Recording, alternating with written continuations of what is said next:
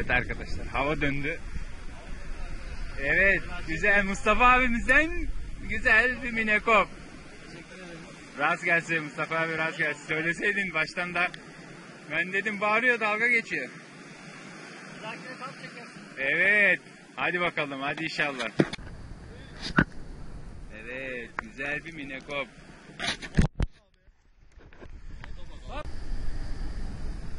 Minekoptur o.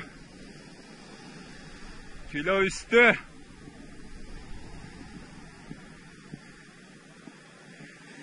Hadi bakalım. Aha geliyor.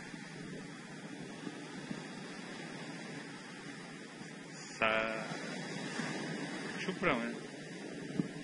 Sargo mu çupra mı? Hop. Karagöz. Karagözlüm. Naci abimize güzel bir vuruş.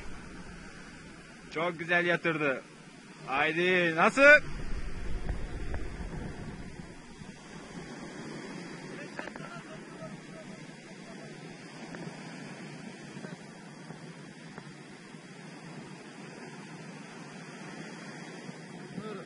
Öyle mi? Hayır be. Yok bak. Oha. Gündüz de.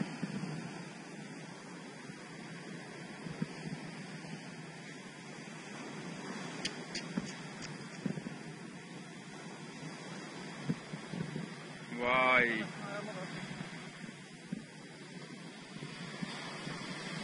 Evet arkadaşlar, nalet bir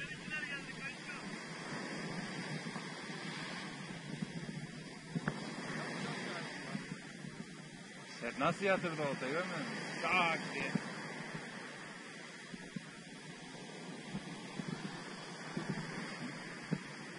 Aç ağzını gülüm. Aç gülüm ağzını. Nasıl dönüyor ama pervane gibi suyun içinde gelirken. Sen anladın suyun üstüne çıktığını. Makinesi çekiyor ama. Nasıl? Üstten getiriyor. Nasıl yedim bunu böyle? Bastır. İttir. Yukarı. Yukarı ittir.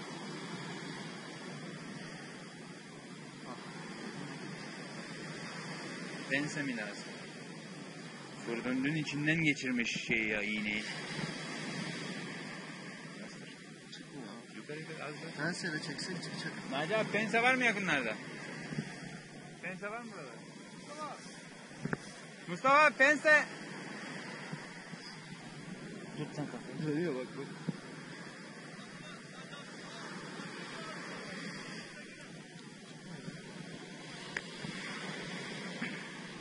Nasıl olsa çekeceğiz.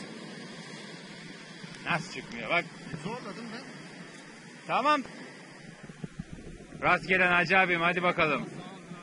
Ben dedim güzel geliyor hakikaten.